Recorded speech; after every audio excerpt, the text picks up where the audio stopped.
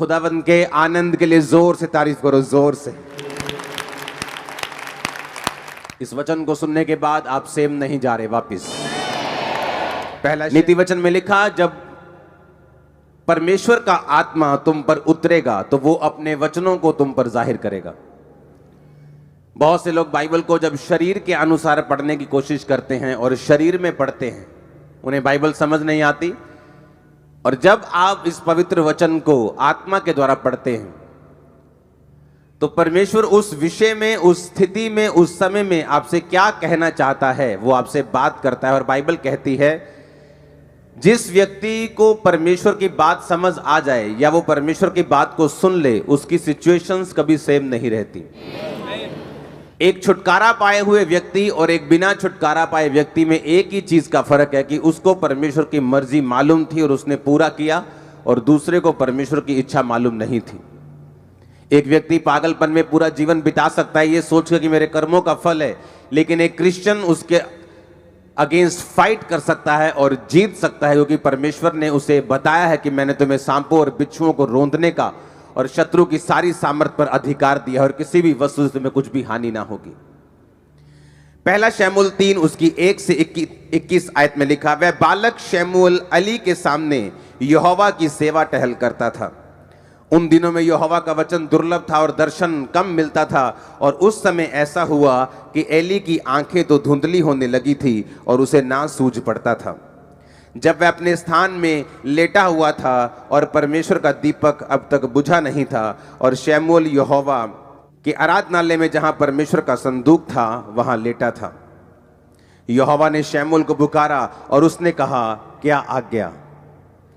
तब उसने एली के पास जाकर दौड़कर कहा, क्या आज्ञा? तूने मुझे क्यों पुकारा है? वह बोला, मैंने नहीं पुकारा, फिर जा लेटा रहे। और वह जाकर लेट गया। तब यहोवा ने फिर पुकार कर कहा, हे शमूएल।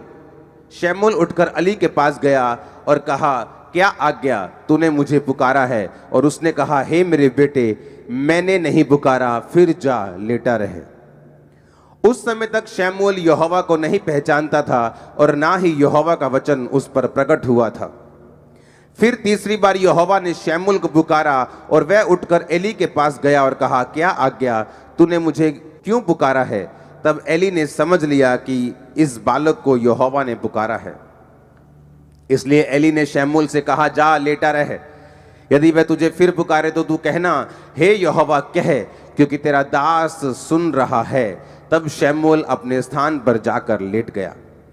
तब यहोवा आ खड़ा हुआ और पहले के समान पुकारा, शमूएल, शमूएल। शमूएल ने कहा, कह, क्योंकि तेरा दास सुन रहा है।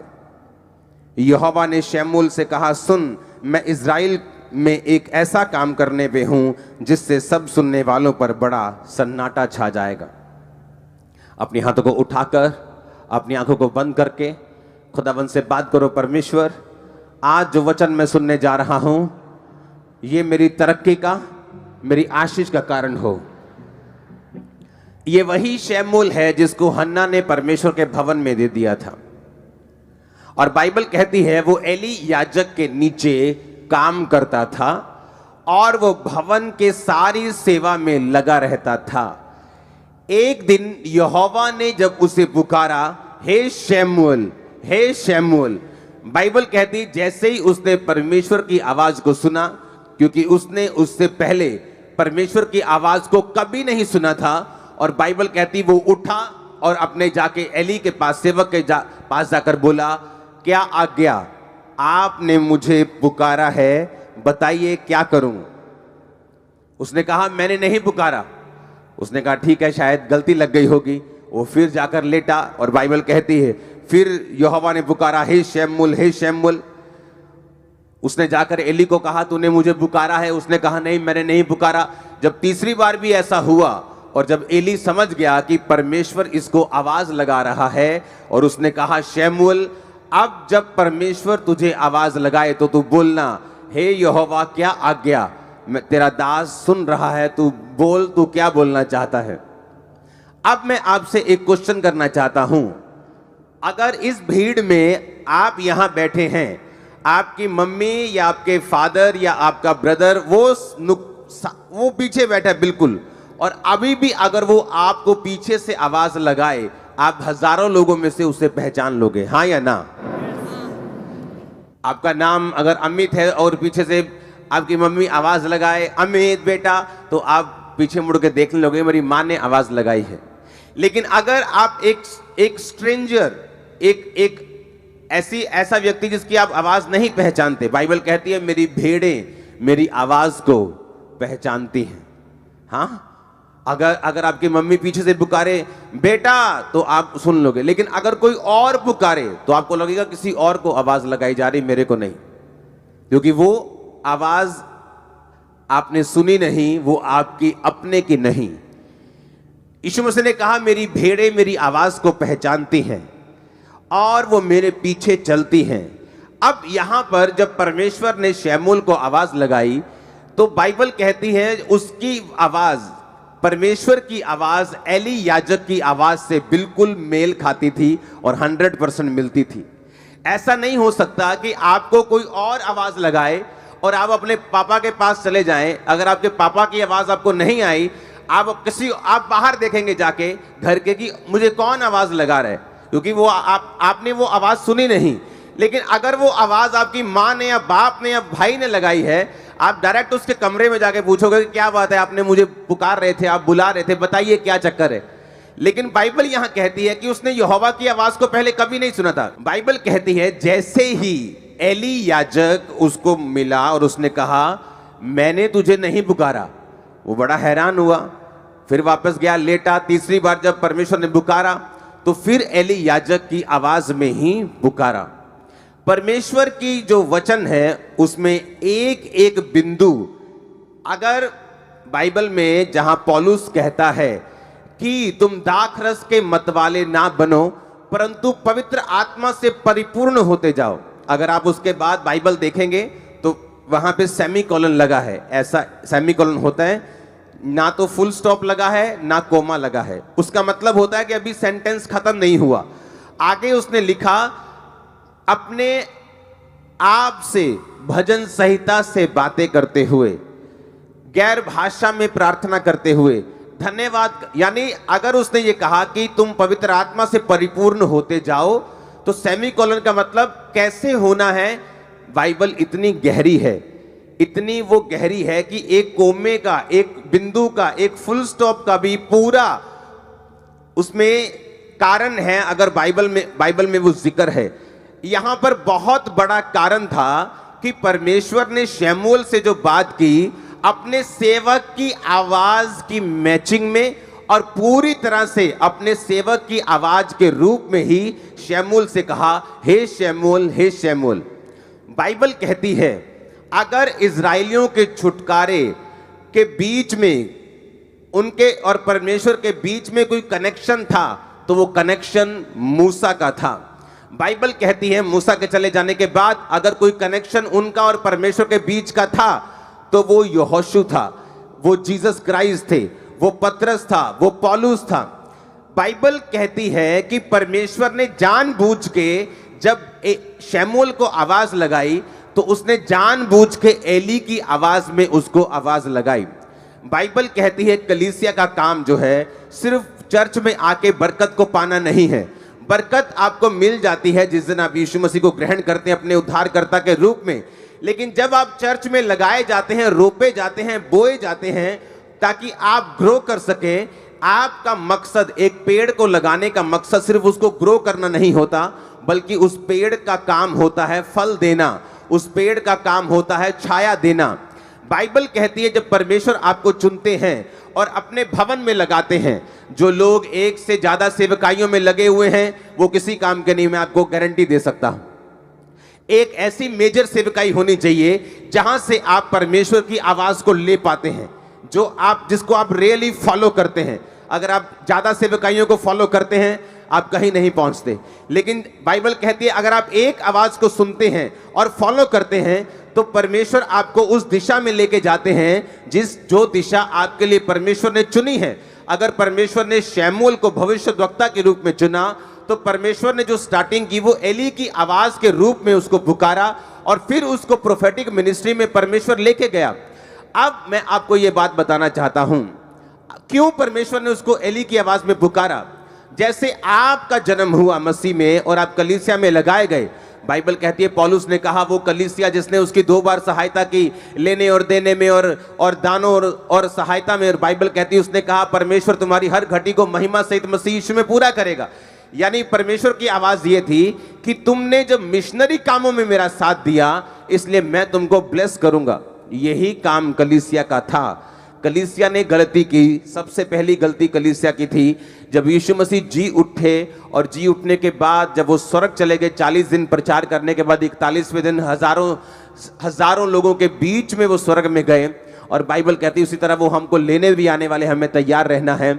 और बाइबल कहती है उसके बाद जब चेले प्रचार करने लगे और वही चिन्ह चमत्कार चेलों की जिंदगियों से होने लगे, वही मिरेकल्स होने लगे। और बाइबल कहती है जब चेलों पर सताव आया और याकूब तलवार से मारा गया, और बाइबल कहती कलीसिया को गलती याद आई कि हमें सिर्फ चर्च में लगाए जाने का कारण आशीष लेना और लंगड़े चलाना और अंधों को आंखें दिखवाना नहीं है। हमारा खुद की ये रिस्पॉन्सिबिलिटी है कि हम प्रेरितों के लिए प्रार्थना करें। और बाइबल कहती है जब पतरस को भी उन्होंने मारने के लिए पकड़ा और कलीसिया लॉ लगाकर, यानी पूरी तरह से एकजुट होकर और पूरी तरह से बिना डिस्ट्रैक्शन के, कोई 1 घंटे वाली वो 1.5 घंटे वाली प्रार्थना नहीं थी, लॉ लगाकर, मतलब लगातार वो बैठ चुके थे कि परमेश्वर से, जिस तरह लोग धरना लगा के बैठ जाते हैं कि जब तक सरकार हमारी बात नहीं सुनेगी हम उठेंगे नहीं, और जब सरकार देखती है कि धरना असली वाला ये उठेंगे नहीं तो अब आपकी बात वो सुनती, लेकिन जब उसको मालूम होता है कि ये धरना बहुत लंबा नहीं चलने वाला, वो बात को मानती नहीं। उसी तरह से परमेश्वर को मालूम है कि ये व्यक्ति जब प्रार्थना में बैठ चुके हैं, लॉ लगाकर वो प्रार्थना कर रहे हैं, और बाइबल कहती परमेश्वर ने अपने स्वर्गदूतों को रिलीज किया। वो पतरस के पास गया, जेल के अंदर जाके उसकी खुद सांकलें खोली, जेल के दरवाजे खोले, कितने पहरों में उनको रखा, कितनी लेयर्स में उनको रखा जाता था सिपाहियों के पहरे में, उन सबको छोड़कर परमेश्वर ने उसको आजाद किया, अपने घर वापस लेके गया। और फिर कलीसिया को समझ आई कि हमारा काम सिर्फ बरकत लेना ही नहीं, हमारा काम उस विजन, उस मिशन के लिए प्रार्थना करना भी है जो परमेश्वर ने दासों को दिया है। और जब लोग अपने सेवकों के लिए प्रार्थना करने लगे, जब लोग बोने लगे, जब लोग उस सेवकाई में हिस्सा डालने लगे और जब खुद लोग सेवा करने लगे, बाइबल कहती वो कलीसिया गिनती में दिन प्रतिदिन बढ़ती गई। बाइबल कहती वो कलीसिया ग्रेस में बढ़ती गई। कोई भी दरिद्र नहीं था, कोई गरीब नहीं था, कोई भी वांटेड, की हर किसी के पास जैसे वांट रहती, कमी रहती कि मेरे पास ये चीज की कमी, बाइबल कहती है उस कलीसिया के पास किसी चीज की कमी नहीं थी। वो कलीसिया गिनती में बढ़ती गई और एक ऐसा समय आया जब लोग डरने लगे, उनकी गिनती इतनी बड़ी हुई। बाइबल कहती है वो उस काम कैसे पूरे हुए? प्रेरितों ने जो काम किया अपनी तरफ से परफेक्ट किया, कोई कमी नहीं छोड़ी। कलीसिया ने भी अपनी तरफ से कोई कमी नहीं छोड़ी। और बाइबल कहती है जब एक देह मिलकर कंप्लीट काम करती है, मुंह सही काम करता है, हाथ सही काम करते हैं, पैर सही काम करते हैं, तो बाइबल कहती है वो देह उन्नति पाती है, बरकत पाती है। और उसी तरह से बाइबल कहती है जब सबने मिलकर काम किया तो परमेश्वर ने अपनी आशीष को उस कलीसिया के ऊपर रखा। और बाइबल कहती है कोई भी दरिद्र नहीं था, सब लोग ब्लेस थे। आपको मैं उसी कलीसिया के रूप में आज से देखूंगा, आप लोगों को उसी कलीसिया के रूप में मैं जानना चाहूंगा। आमीन। मेरे को ऊंचे वाला चाहिए, बरकत ऊंचे वाली होगी। अब परमेश्वर का जो मकसद था वो मकसद था कि शमूएल के जरिए हमें ये बात को समझाना कि बाइबल कहती है जब इजराइलियों ने प्रार्थना की कि परमेश्वर, क्योंकि शैतान ने ज्यादा तंग करना शुरू किया, अगर शैतान ज्यादा तंग ना करता, मिस्री ज्यादा तंग ना करते तो कभी प्रार्थना वो बढ़ाते नहीं, सदा उस कंडीशन में पड़े रहते। जो कोई भी चीज, जो कोई भी विरोध, जो कोई भी सताव आप अपने आसपास देख रहे हो, वो एक्चुअल में आपको आपके कंफर्ट जोन से बाहर निकालकर परमेश्वर की एक बड़ी मर्जी को पूरा करने के लिए है, जो आपके बीच में आने वाले कुछ सालों में पूरी होने वाली है। और आपका आमीन। वो चीजें जो मैं बोल नहीं सकता, मेरी प्रार्थना है कि परमेश्वर आपके हृदयों में वो चीजें डाल दे कि आप राज्य करने वाले। आमीन। ऊंचाई आशीष आपकी चर्च। अब जब इजराइलियों ने प्रेयर की, जब शैतान को ये बात मालूम है, मैं आपको बार बार ये चीज बताता हूं, उसको मालूम है अंधेरे में खड़े को कि दूर से कोई रोशनी आ रही है। वो ट्रक की है कि बस की है कि कार की है कि बाइक की है, उसे ये नहीं मालूम, पर उसे मालूम है कुछ हो रहा है। शैतान को मालूम हो चुका है कि आप लोग बढ़ने वाले हैं, ब्लेस होने वाले हैं। और इसीलिए बाइबल कहती है जब राजा को डर पैदा हो गया कि ये लोग इतने सामर्थ में बढ़ गए हैं, तो बाइबल कहती वो उन्हें दुख देने लगे, उन्हें धमकियां देने लगे। लेकिन बाइबल कहती धमकियों के बावजूद भी, दुखों के बावजूद भी इजरायली लोग बढ़े, और इतना बढ़े, इतना बढ़े, इतना बढ़े, क्योंकि यहोवा परमेश्वर उनके साथ था। अब शैतान को मालूम है कि क्या होने वाला है, इसीलिए वो सताव का, वो विरोध का, वो हर मीडियम का यूज करेगा। लेकिन मैं आपको ये बात यीशु मसीह के इस कुर्सी से बताना चाहता हूं, वो इतना शर्मिंदा होगा, आज तक कभी ना हुआ होगा, इतना शर्मिंदा होने वाला है। वो शर्मिंदा होने वाला यीशु मसीह के सामर्थी नाम में। हालेलुया।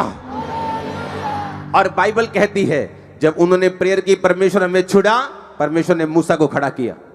जब उन्होंने प्रार्थना की, परमेश्वर हमें बचा, उन्होंने यहोशू को खड़ा किया। जब उन्होंने प्रार्थना की, परमेश्वर हमें इन फलिश्तियों के हाथ से छुड़ा, तो बाइबल कहती है उसने सैमसन को पैदा किया। जब उसने फिर प्रार्थना की, परमेश्वर मुझे छुड़ा, तो उन्होंने गिदोन को पैदा किया। जब भी परमेश्वर ने अपने लोगों को ब्लेस करना चाहा है, परमेश्वर ने अपने लोगों को खड़ा किया है।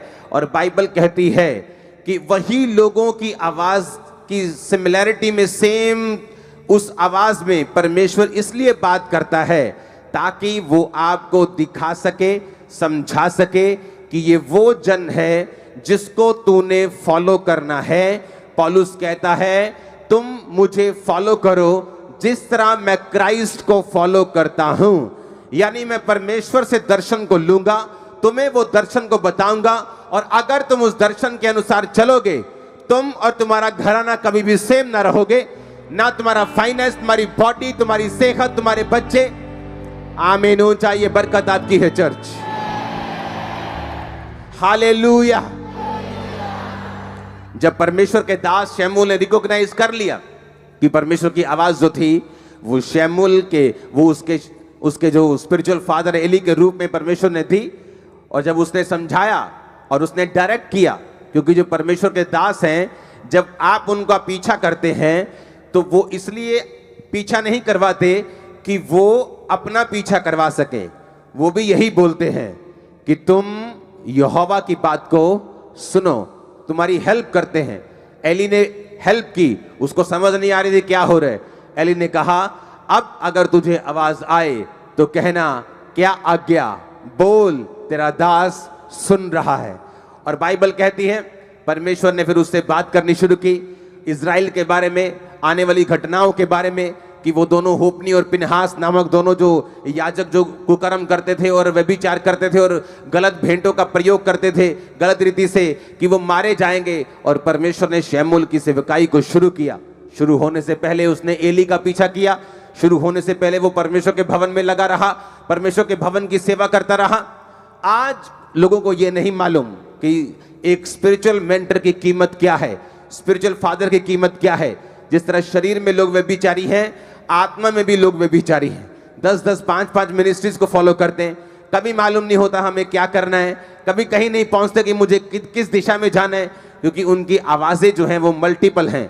उन्हें ये नहीं पता कि मुझे कौन सी आवाज को फॉलो करना है, इसीलिए वो वहां नहीं पहुंच पाते जहां परमेश्वर उनको लेके जाना चाहता है।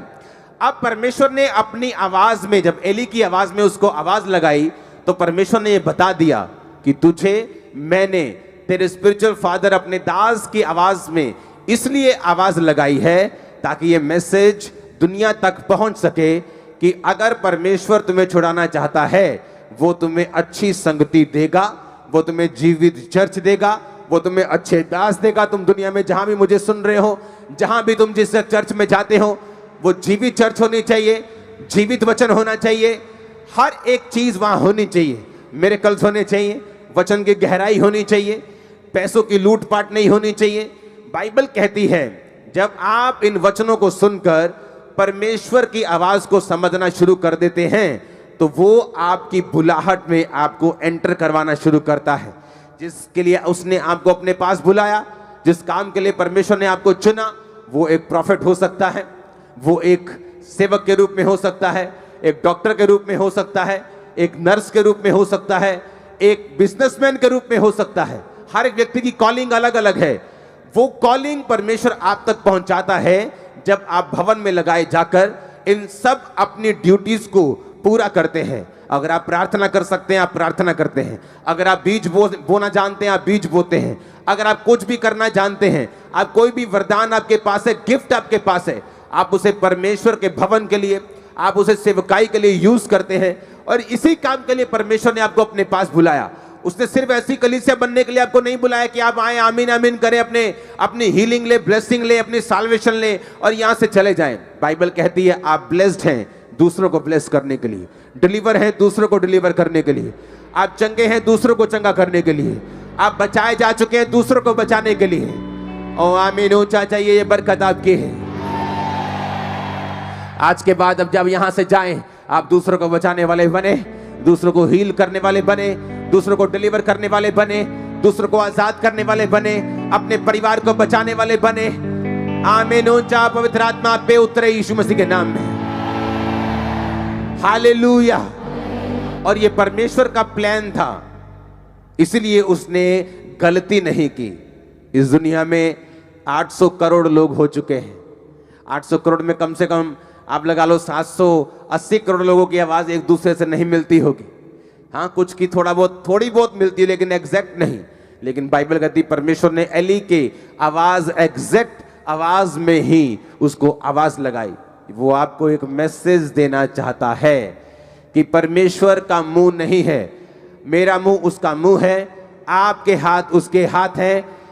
आप मेरी बात ध्यान से समझेंगे तो जरूर ब्लेस होंगे। आज मैंने कहा उसका मुंह नहीं है, मेरा मुंह उसका मुंह है, आपके हाथ उसके हाथ हैं। वो जितने समर्पित हैं उतना वो काम कर लेगा, और जितना वो काम करेगा उतना वो आपको ब्लेस करेगा। आमीन।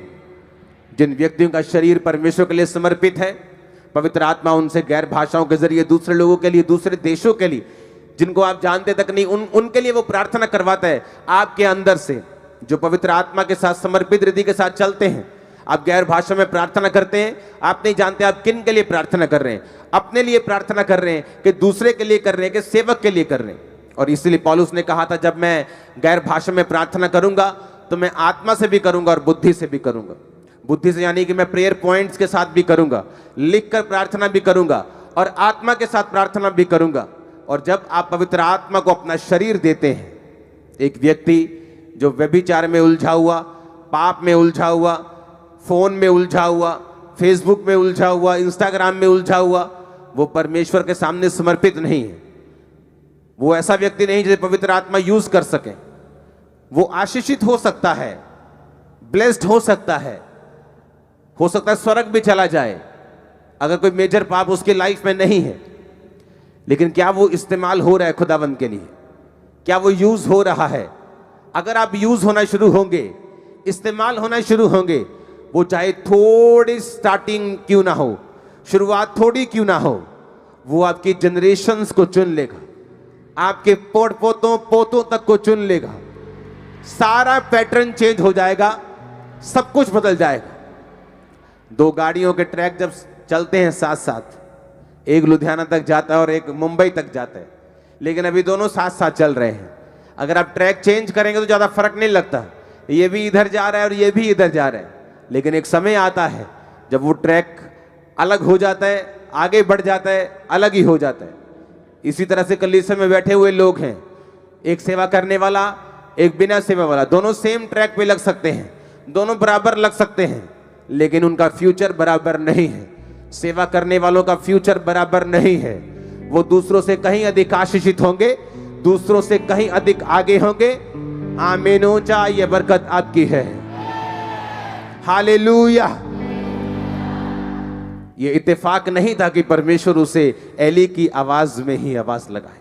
अगर परमेश्वर थोड़ी सी भारी आवाज निकालता, शमूएल, तो उसको मालूम होता कि परमेश्वर की ये किसी की आवाज लग रही, स्वर्गदूत की आवाज लग रही, ये किसी और की आवाज लग रही, ये बड़ी हेवनली आवाज लग रही, कहीं परमेश्वर तो नहीं है। तो वो बोल सकता कि तू कौन है, मेरे को आवाज क्यों आ रही है, तू क्या है। लेकिन बाइबल कहती है उस परमेश्वर की आवाज बिल्कुल एली की आवाज की तरह थी। वो आपकी स्पिरिट में कोई मैसेज देना चाहता है। आमीन। ये गलतियां वहीं होती हैं जहां कलीसियाएं नहीं होती हैं। अगर आप अफ्रीका में चले जाएं, 1386 मिलियन वहां पे लोग हैं।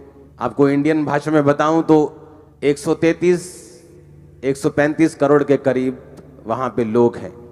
70% लोग वहां पे मसीही हैं, क्रिश्चियंस हैं, 70%। पिछले दिनों एक टेस्टिमनी दे रहा था आदमी, वो उस देश का वाइस प्रेसिडेंट बन गया और एक चर्च में वो स्टैंडिंग वॉलंटियर था। डेक बाइबल को लिखने वाला।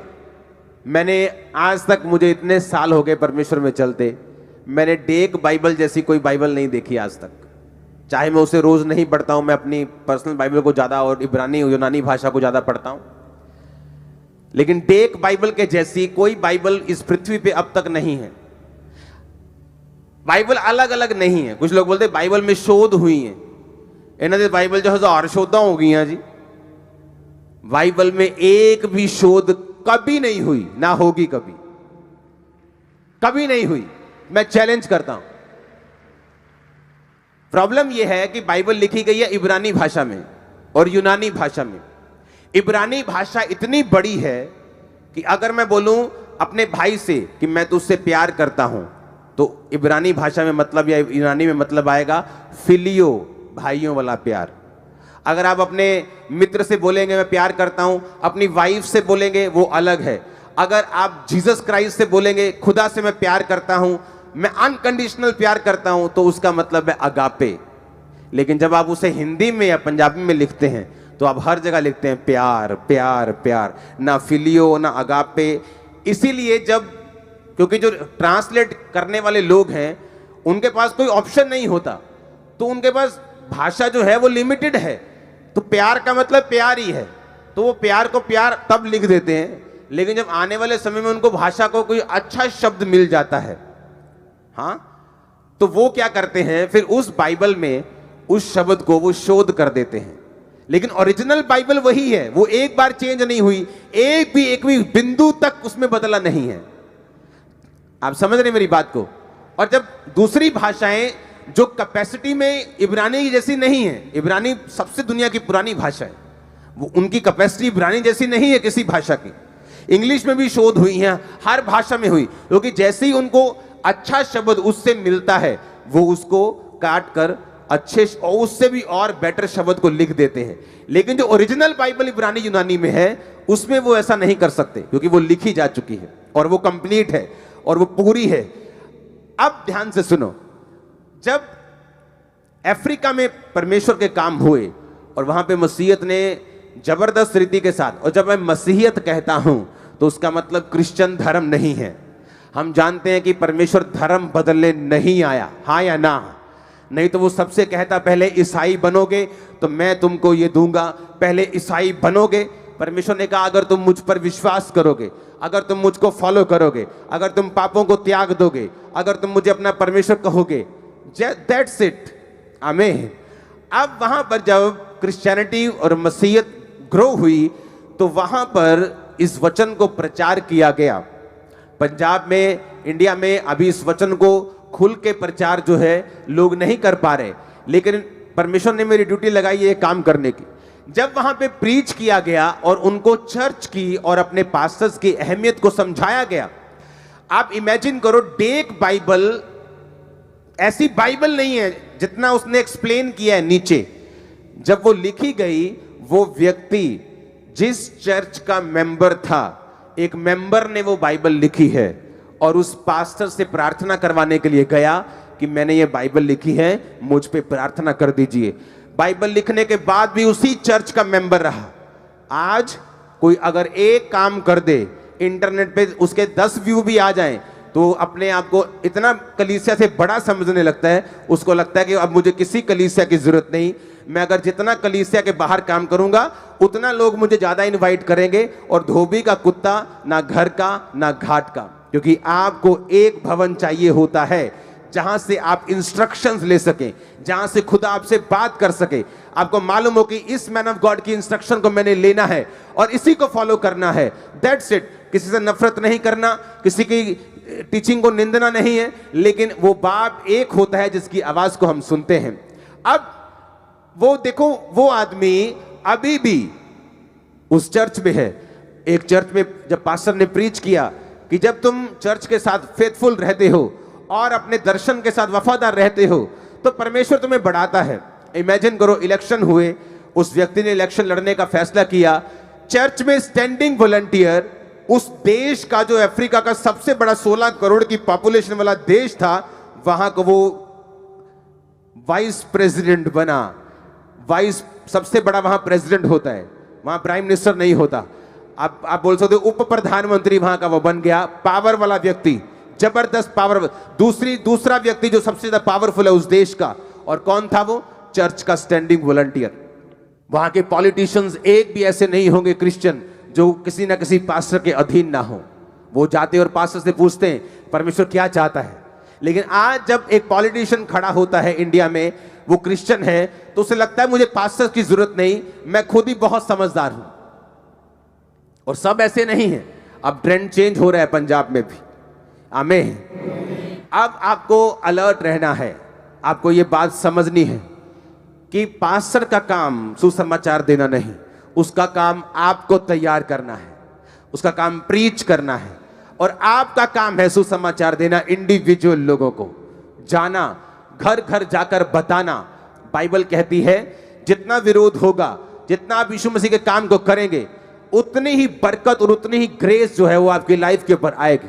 और तभी मालूम होता है कि आप एक सच्चे क्रिश्चियन हैं कि नहीं, कि आप एक डरपोक क्रिश्चियन हैं, या आप पीछे हटने वाले क्रिश्चियन हैं, या आप सिर्फ आशीषों को ढूंढने वाले क्रिश्चियन हैं, कि आप सचमुच परमेश्वर से प्यार करने वाले क्रिश्चियन हैं।